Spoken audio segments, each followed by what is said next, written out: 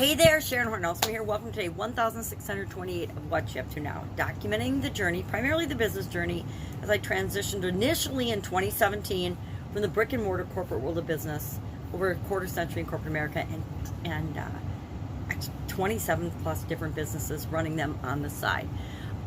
Today our topics for Supersize Your Business was to work like a dog, and I shared just some thoughts on what we put into things is what we get out, and when we drop things and move our light, that's pretty hilarious as well.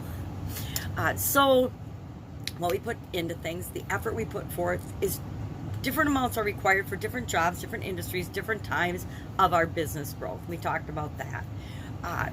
For our annual challenge, we're doing and focusing on contribution for the month of July. So every day we're talking about a different contribution related topic, meaning how do we show up in the world? What do we give?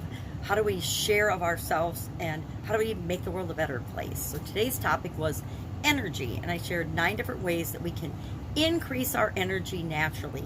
9 different natural and positive ways. And our action item today is to share one way that we use to increase our energy and to show up in the world in a positive way to make the world a better place.